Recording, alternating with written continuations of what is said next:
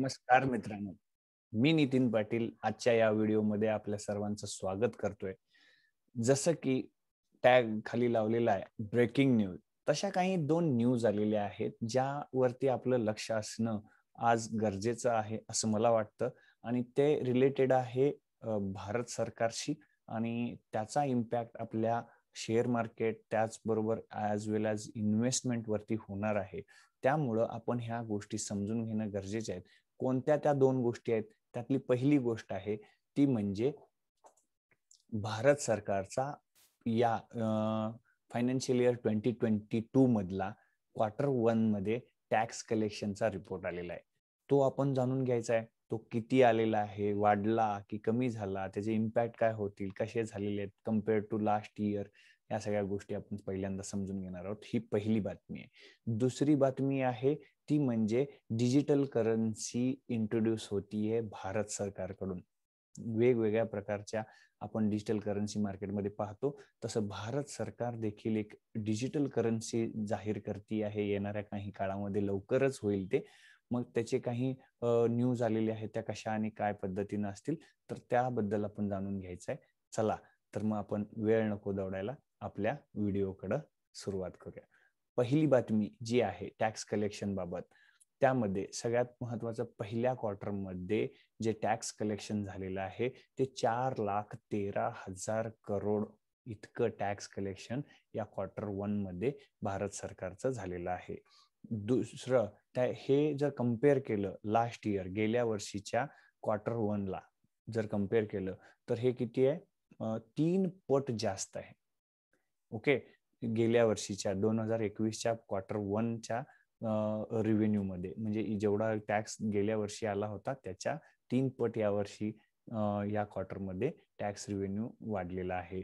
आणि जर इस्टिमेटेड म्हणजे जर भारत सरकार जेव्हा बजेट सादर करतं त्या बजेटमध्ये काही एक अंदाज बांधलेला असतो की अमुक अमुक इतका टॅक्स वर्षभरामध्ये फायनान्शियल इयर मध्ये येईल आणि या वर्षभरामध्ये जेवढा इस्टिमेटेड अपेक्षित होता त्याच्या हे 26% ऑलरेडी या क्वार्टरमध्ये भारत सरकारनं काय केलेलं आहे? टॅक्स कलेक्शन केलेलं आहे. आणि जर गेल्या काही वर्षभरात तुम्ही जर पाहिलं तर जनरली पहिल्या क्वार्टरमध्ये किती इस्टिमेटेड, म्हणजे समजा जर 100 रुपये टॅक्स येईल असं आपण बजेट केलं असेल तर त्यापैकी 15 ते 20% फक्त पहिल्या क्वार्टरमध्ये आजपर्यंतचा रेकॉर्ड आहे की एवढेच कलेक्ट होतात. पण या वर्षीच्या इस्टिमेटेड जो काय टॅक्स कलेक्शन आहे त्याच्यात 22-26% हे टॅक्स कलेक्शन झालेलं आहे. आणि ही एक चांगली ग्रोथ या भारत सरकारच्या दृष्टीनं अर्थसंकल्पच्या दृष्टीनं झालेलं आपल्याला यामध्ये दिसते. हे झालं टोटल रेव्हेन्यू मध्ये. आता दुसरा पार्ट येतो तो म्हणजे कॉर्पोरेट टॅक्स. कॉर्पोरेट टॅक्स म्हणजे काय? कंपन्यांकडून आलेला भारत सरकारला टॅक्स. तो किती आलाय? तो आलेला आहे 1,24,000 कोटी इतका टॅक्स रेव्हेन्यू आलेला आहे कॉर्पोरेट टॅक्स म्हणून. आता दुसरं, हा जर कम्पेअर केला गेल्या वर्षीच्या फर्स्ट क्वार्टरला म्हणजे फायनान्शियल इयर 21 FY21 ला Q1 ला जेवढा कलेक्ट झाला होता त्याच्या 129% जास्त आहे. म्हणजे जवळजवळ 2.5 पट हे काय झालेलं आहे? ग्रोथ झालेली आहे टॅक्स कलेक्शन मध्ये कॉर्पोरेट टॅक्सच्या पण. मग आता तुम्ही म्हणाल गेल्या वर्षी या क्वार्टरमध्ये लॉकडाऊन होता त्यामुळे कंपन्या बंद होत्या, त्याच्या कंपॅरिझनला हे जास्त असणं साहजिक आहे. ओके, तर मग आपण काय करूया, गेल्या वर्षीच्या ऐवजी फायनान्शियल इयर 21च्या ऐवजी फायनान्शियल इयर 20 ला आपण जर त्याला कम्पेअर केलं तरी सुद्धा फायनान्शियल इयर 20 जो होता त्यावेळेला तर एक नॉर्मल इयर होतं. त्यावेळेला कुठल्याही प्रकारे कुठले पॅन्डेमिक नव्हते. त्यावेळेला जेवढा फर्स्ट क्वार्टर मध्ये जेवढा रेव्हेन्यू जनरेट झाला होता त्याच्या कंपॅरिझनला सुद्धा ही 77% काय आहे? टॅक्स कलेक्शन जास्त आहे कॉर्पोरेट टॅक्स. आणि हे एक चांगली साईन भारतीय अर्थदृष्टीनं म्हणजे अर्थसंकल्पाच्या दृष्टीनं दिसते. आणि इथं म्हणजे याचा एकच अर्थ होतो की आपली इकॉनॉमी पुन्हा रुळावर येताना कुठंतरी इथं दिसती आहे. ओके, आता कॅपेक्स म्हणजे काय? कॅपिटल एक्सपेंडिचर, म्हणजे सरकारला आले किती आणि खर्च किती झाले याचं जर गणित बघितलं तर भारत सरकारने 1.11 लाख कॅपिटल एक्सपेंडिचर हे कलेक्ट करण्यासाठी जे खर्च येतो तो खर्च केलेला आहे. 1,11,000 कोटीचा खर्च भारत सरकारला या क्वार्टरमध्ये आलेला आहे. आणि हा देखील जसं रेव्हेन्यू 129% वाढलेला आहे गेल्या वर्षीच्या कंपॅरिझनला, त्याच कंपॅरिझनला खर्च देखील 129% सरकारचा वाढलेलाच आहे. आणि हे जर कम्पेअर जर 2020च्या फायनान्शियल इयरला जरी केलं फर्स्ट क्वार्टरला, तरी देखील हा 76% खर्च देखील सरकारचा वाढलेला आहे. आणि जर मग फिजिकल डेफिसिट बघायचं म्हटलं, आता फिजिकल डेफिसिट म्हणजे काय पहिल्यांदा समजून घ्यायला पाहिजे. म्हणजे याच्यावरती जर बघायला गेलं तर एक व्यवस्थित मोठा व्हिडिओ होऊ शकतो ते सगळं डिटेल समजून घेण्यासाठी. पण एक वाक्यात जर सांगायचं, कमवलं किती आणि खर्च किती आला यातला डिफरन्स जो आहे त्याला म्हटलं जाईल फिजिकल डेफिसिट. या क्षणाला आपण असं समजून घेऊ शकतो. आता मग कमवलं किती आणि खर्च किती जास्तीचे झाले? 2,74,000 कोटीचे कॅपिटल एक्सपेंडिचर फिजिकल डेफिसिट आलेला आहे या क्वार्टरमध्ये. मग हा खर्च कसा सरकार म्हणजे मॅच करते? मग ती लोन घेते, बॉरोविंग करते, वेगवेगळ्या त्याच्यासाठी प्रोव्हिजन्स असतात. तो थोडा मोठा पार्ट आहे, आपण याच्यावरती नको जायला. ओके, मग हे 2,74,000 कोटी जे फिजिकल डेफिसिट आहे हा वर्षभरामध्ये किती होऊ शकतो याचा देखील अंदाज बजेटमध्ये केलेला असतो आणि त्याच्या प्रोव्हिजन सुद्धा केलेले असतात. मग आता जर एक क्वार्टर आलेला आहे, 4 क्वार्टरपैकी एक क्वार्टर आलेला आहे रिझल्ट, त्यामुळं आपण जर पाहिलं तर मग 25% इथं कॅपिटल फिजिकल डेफिसिट दिसायला पाहिजे. पण जर या क्वार्टरमध्ये पाहिलं तर ते 18.2% फक्त फिजिकल डेफिसिट आहे इस्टिमेटेड, म्हणजे जेवढं अपेक्षित होतं त्याच्या 18%. म्हणजे 25% पेक्षा जर कमी असेल तर तेही चांगलंच मानलं पाहिजे. याचं एकमेव कारण आहे की इन्कम अपेक्षेपेक्षा जास्त आलेल्यामुळं फिजिकल डेफिसिट सुद्धा कमी झालेला आहे. तर या पद्धतीनं जर या सगळ्या रिपोर्टला आपण जर पाहिलं तर या वेळेचे रेव्हेन्यू भारत सरकारचे जे टॅक्स मधून आलेले आहेत ते चांगले आलेले आहेत. खर्चामध्ये थोडाफार कंट्रोल दिसतोय आणि इकॉनॉमी रुळावर येताना सुद्धा इथं दिसती आहे. बघूया येणाऱ्या 3 क्वार्टरमध्ये भारत सरकार याला कसं मॅनेज करतं आणि पुढं आपले GDP मध्ये याचा काही किती मोठ्या प्रमाणात याचा बेनिफिट आपल्याला दिसेल. ओके, ही होती पहिली बातमी. आता दुसरी बातमी काय? दुसरी बातमी जसं मी सुरुवातीला सांगितलं, डिजिटल करन्सी भारत सरकारकडून येण्याच्या शक्यता आपल्याला दिसत आहेत. बर, मग आता का ही येते त्याच्यावर आपण डिटेल बघूया. मग आता सध्या जी डिजिटल करन्सी येणार आहे याचं काय चाललंय की आता एक्झामिनेशन म्हणजे त्याचा एक प्रॉपर ठोकताळा बनवला जायला लागलाय की हे डिजिटल करन्सी सुरू करायची तर कुणाला द्यायची, डायरेक्ट रिटेलरला द्यायची का होलसेलरला द्यायची का बँकेसोबत करायचं, या सगळ्यांचं अजून डिसिजन झालेलं नाहीये. मग हे एकदाच काही डिसाईड झालं की कशा पद्धतीनं याला इंट्रोड्यूस करायचं आणि कसं ह्याला लोकांपर्यंत पोहोचवायचं आणि याचा बेनिफिट सगळ्यांना होईल याचा ताळा जर झाला सगळा, तर त्यावेळेला मात्र हे आपल्याला लवकरच पाहायला मिळेल. आता सध्याच्या कंडिशनमध्ये ह्या कोणत्या म्हणजे टर्म्स वरती ही सुरू करायची? रिटेलर्सला डायरेक्ट द्यायची, म्हणजे जर रिटेलरला दिली तर मग प्रत्येकाला रिझर्व्ह बँकेत खातं काढावं लागेल. रिझर्व्ह बँकेतून डायरेक्ट हे करन्सी रिटेलरकडे आली, मग बँकेला द्यायचं तर बँकेतून त्याला मॉनिटरी करण्यासाठी काहीतरी प्रोव्हिजन्स पाहिजे. मग या सगळ्या आता ह्याच्यात हे डिजिटल करन्सीचं सिच्युएशन आलेली आहे आणि ती सुरू लवकरच होईल असं अपेक्षित आहे.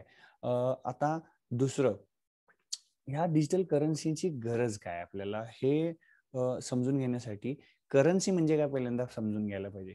करन्सी म्हणजे काय की एक्सचेंज ट्रेड जो होतो आपला, म्हणजे देवाणघेवाण जे होते याला कुठंतरी एक व्हॅल्यू क्रिएट झाली, व्हॅल्यू दिली पाहिजे आणि ती देण्यासाठी करन्सी लागते. म्हणजे जर ही सुरुवातीची जर इतिहास जर पाहिला तर सुरुवातीला काय होती, सुरुवातीला बार्टर म्हणजे आपण पूर्वी अगदी सुरुवातीच्या काळामध्ये माझी शेळी घ्या, तुमची म्हैस द्या, तुमची म्हैस घ्या, माझा बैल द्या, तुम्ही जोंधळे घ्या, आम्हाला सोयाबीन द्या. अशा पद्धतीनं जो देवाणघेवाण व्हायचा, अदला बदली व्हायची, तिथं व्हॅल्यू बघितली जायची नाही. म्हणजे बैल मोठा आहे, शेळी छोटी आहे, ह्याच्या कम्पॅरिझनला आज आपण पाहतो की एका बैलाच्या बदल्यात एखादी शेळी कुणीही देणार नाही. म्हणजे सॉरी, एका शेळीच्या बदल्यात कुणीही एखादा बैल देणार नाही. का देईल? नाही देणार. कारण त्याची व्हॅल्यू आपण क्रिएट केलेली आहे आज. पण पूर्वी असं व्हायचं. ही सुरुवात झाली अगदी ह्या करन्सीच्या ट्रेड जो होतात त्याची सुरुवात अशा पद्धतीने झाली. मग त्यातून काय झालं?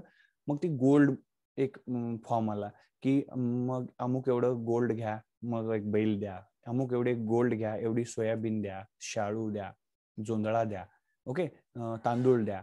या पद्धतीनं गोल्डच्या बदल्यात वस्तूंचा ट्रेड चालू झाला. मग त्यानंतर काय झालं? कॉइन्स आल्या. मग वेगवेगळे राजे महाराजे आले. त्यांनी वेगवेगळ्या चांदीच्या कॉईन, ब्रॉन्झच्या कॉईन, अशा वेगवेगळ्या कॉइन्स क्रिएट केल्या. त्याला व्हॅल्यू दिली. 5 पैसे, 10 पैसे, 50 पैसे, 1 रुपया, म्हणजे त्याला एक व्हॅल्यू क्रिएट केली. एक स्पेसिफिक व्हॅल्यू क्रिएट केली कॉइन्समध्ये. आणि आजकालचा जो फॉर्म आहे तो प्रॉपर पेपर करन्सी आली, नोटा आल्या, ओके, ज्या आज आपण सुद्धा वापरतो. हा काळ आता आला. हे इव्हॉल्युशन आहे, हे उत्क्रांती होत आलेली आहे करन्सीमध्ये. ओके. आता मग ही उत्क्रांती जी झालेली आहे यातली पुढची उत्क्रांती, याच्या पुढचा जो पार्ट आहे तो म्हणजे डिजिटल करन्सीचा आहे. ओके. मग आता ही डिजिटल करन्सी म्हणजे आता मार्केटमध्ये ऑलरेडी आहेत का अशा कुठल्या डिजिटल करन्सी? येस, आहेत. वेगवेगळ्या क्रिप्टो करन्सी ज्याला आपण म्हणतो त्या सगळ्या काय आहेत? डिजिटल करन्सी आहेत. त्यामध्ये काही नावं तुम्हाला आम्हाला माहित असलेली एक बिटकॉइन आहे, त्यानंतर इथेरियम आहे, त्यानंतर टेदर आहे. अशा वेगवेगळ्या अजून भरपूर प्रायव्हेट काय आहेत करन्सीज आज मार्केटमध्ये डिजिटल करन्सी म्हणून आहेत. ओके. मग ह्या दोन्हीमध्ये क्रिप्टो करन्सीमध्ये आणि डिफरन्स काय आहे? क्रिप्टो करन्सी ह्या ऑथोराइज नाही आहेत. या एक प्रायव्हेट करन्सीज आहेत. आणि ह्या कोण इश्यू करतं? एक संच असतो, कम्प्युटर असतात, एक 5-50 कम्प्युटरचे संच हे काय करतात? याला ऑथोराइज म्हणजे इश्यू करतात. मग उद्या काय होतं? याला कुणीही रिझ्यूम करू शकतं. रिझ्यूम करू शकतं म्हणजे काय? बघा, माझ्याकडे एक 100 रुपयाची नोट आहे. भारतामध्ये कुठेही गेलो आणि मी म्हटलं हे 100 रुपये घ्या आणि मला अमुक वस्तू द्या या किमतीची, तर देणार की नाही? देणार, डेफिनेटली देणार. पण उद्या जर समजा क्रिप्टो करन्सी घेऊन गेलो आणि मी म्हटलं हॉटेलमध्ये माझं बिल पे करायचं आहे आणि त्यांनी म्हणले मी क्रिप्टो घेत नाही किंवा मला क्रिप्टो मान्य नाही, असं ते म्हणू शकतात. पण त्याच बरोबर जर मी म्हटलं 100 रुपयाची नोट तुम्ही घ्यायलाच पाहिजे असं म्हणू शकतो, पण क्रिप्टो घ्यायलाच पाहिजे असं म्हणता येतं का? नाही, कारण त्या रेग्युलेट नाही आहेत. ओके. तर हा मेन फरक आज क्रिप्टो करन्सीमध्ये आणि आपल्या इंडियन गव्हर्नमेंटच्या किंवा सेंट्रल बँक्स ज्या असतील, भारताची रिझर्व्ह बँक जशी आहे तशी प्रत्येक देशाची सेंट्रल बँक असते. मग त्या सेंट्रल बँकनी जर ह्या डिजिटल करन्सी आणल्या तर यामधला फरक फक्त हाच आहे की ह्या रेग्युलेटेड आहेत. त्या म्हणजे रिझ्यूम करू शकत नाही कुणी, म्हणजे नाकारू शकत नाही. तर या फक्त मेन फरकामुळं त्यांची व्हॅल्यू क्रिप्टोपेक्षा एक मोठी असते. आणि दुसरा फरक एक असतो तो म्हणजे त्यामध्ये होणारे चढ उतार. क्रिप्टोज ज्या आहेत अनरेग्युलेटेड किंवा प्रायव्हेट क्रिप्टोज ज्या आहेत त्यांचे स्पेक्युलेशन्स म्हणजे एकदम अचानक त्याच्यात मोठी ग्रोथ येते, अचानक एकदम धडधड पडतात, तो प्रकार होणार नाही. इथं इक्वल टू रुपया अशा पद्धतीनं डिजिटल करन्सी येईल आणि तो एक आपल्याला स्टेबिलिटी देईल. म्हणजे घातक कुठल्याही प्रकारे आपल्याला असणार नाही ऍज ए कस्टमर किंवा रिटेलर. ओके. डिजिटल करन्सीचा इश्यू कोण करेल इथं येताना? ह्या अशा ज्या भारत सरकार सेंट्रल बँक काय करतील? इश्यू करतील. म्हणजे भारताची सेंट्रल बँक कोणती आहे? रिझर्व्ह बँक आहे. तशा वेगवेगळ्या देशांच्या पण डिजिटल करन्सी भविष्यात आपल्याला पाहायला मिळतील. मग सेंट्रल बँक ज्या आहेत म्हणजे भारत सरकारची रिझर्व्ह बँक जी आहे याला का गडबड आहे की का हे इश्यू करतायत? सॉरी, इश्यू करण्यामागचं एक सगळ्यात साधं आणि सिंपल कारण आहे. हे इझी आहे ट्रान्झॅक्शन करण्यासाठी. काय असतं? इझी असतं. आणि त्यामुळं बँका किंवा प्रायव्हेट ऑर्गनायझेशन किंवा सरकार हे आता इश्यू करण्यामध्ये इंटरेस्टेड आहेत. आणि दुसरं, यामध्ये बँकांचं इंटरफेरन्स फार कमी होतं. मे बी भविष्यात जर तसं डायरेक्ट सेंट्रल बँक्सनी ठरवलं की रिटेलरलाच डायरेक्ट इश्यू करायचं तर तिथं बँकेची गरजच पडणार नाही. हे व्यवहार विदाउट बँकां थ्रू सुद्धा होऊ शकतात. अशा ह्या डिजिटल करन्सीज आहेत. त्यामुळं या सेंट्रल बँक्स या डिजिटल करन्सी इश्यू करण्यामध्ये इंटरेस्टेड आहेत. मग का गडबड काय इश्यू करणार आहेत? ओके, मग ह्याची गडबड काय? याचं सगळ्यात पहिलं कारण जर पाहायचं म्हटलं, पहिलं कारण काय बघा, पहिलं कारण आहे प्रायव्हेट करन्सी जे आहेत. मग त्या क्रिप्टोमध्ये जसं आपण यापूर्वी पाहिलं की मग ती बिटकॉइन असेल, इथेरियम असेल, तर अशा वेगवेगळ्या ज्या प्रायव्हेट करन्सीज आहेत त्या आता काय होत आहेत, एक्सेप्ट करायला लागल्या. समजा कोणी ऑर्गनायझेशन, फॉर एक्झाम्पल याचा एक एक्झाम्पल घेऊन समजूया म्हणजे आपल्याला क्लिअरिटी येईल की जर समजा तुमचा मुलगा आहे आणि हा परदेशी उद्या एज्युकेशनसाठी जाणार आहे आणि एज्युकेशनला गेल्यावर त्या युनिव्हर्सिटीनं समजा तुम्हाला म्हटलं की आम्ही क्रिप्टो करन्सी एक्सेप्ट करतो, बिटकॉइन एक्सेप्ट करतो, तुम्ही पेमेंट जे आहे ते क्रिप्टोजमध्ये करा. तर त्यामुळं काय झालं, तिथं रुपयाची गरज पडलीच नाही, पैसे लागलेच नाहीत, म्हणजे रुपया नाही लागला. रुपया काय झाला, एक्सेप्ट झाला, म्हणजे स्किप झाला, निघून गेला. आणि हे व्यवहार भारत सरकारला किंवा त्या देशाच्या सरकारला हे युजफुल नाही आहेत. ओके, तर असं जर समजा प्रायव्हेट करन्सी एक्सेप्टन्स वाढला जगभरामध्ये तर मात्र ह्या देशांच्या करन्सींना घातक ठरू शकतात. हे एक कारण आहे. म्हणून सेंट्रल बँक्स ज्या आहेत त्या काय करणार आहेत, डिजिटल करन्सी इश्यू करण्यामध्ये गडबड करतायत. दुसरं कारण, आज जगभरात जेवढे देश आहेत त्याच्या 86% देश आज डिजिटल करन्सीवरती काम करतायत. वेगवेगळ्या स्टेपला आहेत, कोण इश्यू करतायत, काही त्याच्यामध्ये डेव्हलपमेंट विचार करतायत, म्हणजे टेक्नॉलॉजीचा कसा वापर करता येईल या सगळ्यांवर काम चालू आहे. आणि आता यापैकी 14% जगातल्या 14% देश असे पण आहेत की ज्यांनी याचे पायलट प्रोजेक्ट सुरू केलेले आहेत, म्हणजे टेस्टिंग सुद्धा सुरू केलंय. काही प्रमाणात त्याच्यावरती इश्यू करून ते वापरून ते कशा पद्धतीनं आपल्या करन्सीला रिप्लेस करू शकतं का, ह्यावरती काम ऑलरेडी 14% देशांनी केलेलं आहे सुरुवात. ओके, तर यामुळं जे मागं आहेत त्यांना गडबड आहे की आपली पण करन्सी आली पाहिजे, यावरती त्या काम करतायत आणि म्हणून त्यांना थोडीशी इथं गडबड आपल्याला पाहायला मिळते. आणि आजकाल जर क्रिप्टो करन्सीज पाहिल्या तर लोक त्याला एक्सेप्ट करायला लागलेत आणि त्याकडे वळतायत. आणि हा देखील एक सेंट्रल बँक्सना भीती वाटते की उद्या हे सगळेच एक्सेप्ट करायला लागले तर आपलं अस्तित्व रुपयांचं वगैरे संपून जाईल. त्यामुळं सुद्धा सेंट्रल बँक्सना किंवा याची गडबड आहे की लवकरात लवकर आपली डिजिटल करन्सीज आल्या पाहिजेत. आणि आणखीन एक सगळ्यात मोठं कारण काय आहे, तर सगळे जे एक्सेप्ट करायला लागले, समजा उद्या एक्सेप्टन्स वाढला आणि एक्सेप्ट झाल्या लोकांना त्या डिजिटल करन्सीज, आणि मग त्यांना प्रोटेक्ट कोण करणार? उद्या काही फ्रॉड झाला किंवा त्यांनी एक्सेप्ट म्हणजे रिझ्यूम केलं, म्हणजे समजा तुम्ही क्रिप्टो करन्सी घेतलेली आहे, 10 क्रिप्टो करन्सी तुमच्याकडे आहेत आणि उद्या एखाद्याने रिझ्यूम केलं घेण्यास, त्यावेळेला तुमच्या त्या पैशाची किंवा त्या व्हॅल्यूज ज्या आहेत त्या झिरो होतील, त्याला काहीच अर्थ राहणार नाही. मग तुमचं प्रोटेक्शन, आमचं प्रोटेक्शन हे जे कोण बघणार? तर त्याला रेग्युलेशन्स पाहिजेत, रेग्युलेटरीज पाहिजेत. त्यासाठी अनरेग्युलेटेड करन्सीमध्ये लोक जास्त जाऊ नयेत, यासाठी सुद्धा सेंट्रल बँक्स यामध्ये गडबड करतायत की लवकरात लवकर आपल्याला काय होईल, या करन्सीज, डिजिटल करन्सीज इश्यू करता आल्या पाहिजेत. ओके, मग हे करण्यामध्ये काही रिस्क आहेत का? तर डेफिनेटली आहेत. सगळ्यात मोठं रिस्क आहे, जर समजा आरबीआयनं डिजिटल करन्सी सुरू केली आणि ती डायरेक्ट समजा रिटेलरला दिली, रिटेलरला जर दिली तर यामध्ये बँक इन्व्हॉल्व्ह होणार नाहीत आणि बँकांचे डिपॉझिट्स लूज होतील. मग SBI अकाउंट असेल, करंट अकाउंट असेल, हे सगळे गायब होतील आणि त्यामुळं त्यांचे डिपॉझिट्स काय होणार, कमी झाल्यामुळं लोन कमी होणार. लोन कमी झाल्यामुळं त्याचा अर्थसंकल्पावर परत वेगवेगळे इम्पॅक्ट येणार.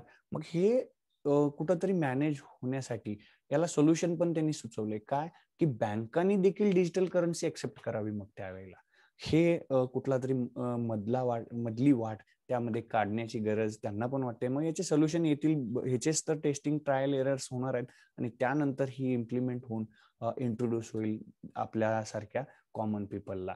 ओके, मग सगळ्यात मोठी भीती जर काय, तर सायबर सेलचा हॅकिंग होणं, त्याला रिस्क आहे. सायबरवरती म्हणजे इंटरनेटवरती नोट असणार, हे पैसे इंटरनेट पैसे असणार, इंटरनेटवरले पैसे असणार आहेत. मग हे कुणीही हॅक करू शकतं. त्याचं सिक्युरिटीची गॅरंटी, या सगळ्यात मोठं चॅलेंज जर काय असेल तर हे आहे. आणि त्यामुळं सुद्धा याचा डिसिजन घेण्यासाठी वेळ लागतोय आणि ते करणं पण गरजेचं आहे. आता डिपेंड्स ऑन टेक्नॉलॉजी डेव्हलपमेंट. काय आता आज जी काही टेक्नॉलॉजी आहे, ही जी टेक्नॉलॉजी इंटरनेटवरती आहे, त्यामुळं याचं एक्सेप्टन्स जर ग्रामीण लेवलला पण न्यायचं असेल, अगदी तळागाळात न्यायचं असेल, तर सगळ्यात पहिल्यांदा तिथं पोहोचलं पाहिजे इंटरनेट. बेसिक रिक्वायरमेंट असेल इंटरनेट. त्यानंतर येईल इन्स्ट्रुमेंट्स. मग ते कशा स्वरूपात असेल, मग एखादं इक्विपमेंट असेल किंवा मोबाईल असेल किंवा लॅपटॉप असेल, ती कशामध्ये इंट्रोड्यूस केली जाईल, का त्याच्यासाठी सेपरेट एखादं मशीन घ्यावं लागेल, काय जे काय असेल त्याचं काय स्वरूप जे काय भविष्यात असेल तर ते प्रोव्हाइड करणं, हार्डवेअर लागणार. तर ह्या सगळ्यांचं एक पार्ट आहे. ती थोडीशी एक रिस्क पार्ट असते, ती चोरी होण्याच्या, मग अशा गोष्टी वेगवेगळ्या आहेत. ते रिस्क पार्ट यामध्ये आपल्याला ह्या दिसत आहेत. बघूया आता या सगळ्या गोष्टींवर भारत सरकार कशा पद्धतीनं काम करतं आणि याची कधी आपल्याला डिजिटल करन्सी भारत सरकारकडून आपल्याला इंट्रोड्यूस होते, हे आपल्याला पाहावं लागेल.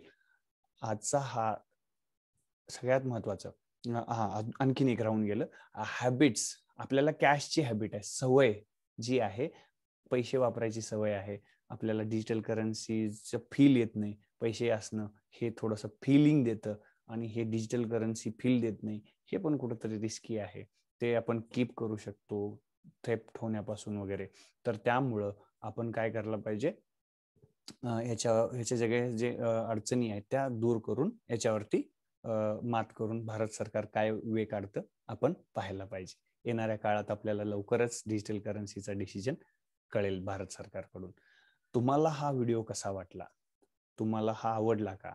आवडला असेल तर या व्हिडिओला जरूर एकदा लाईक करा आणि इतरांना सुद्धा हा काय करा, शेअर करा.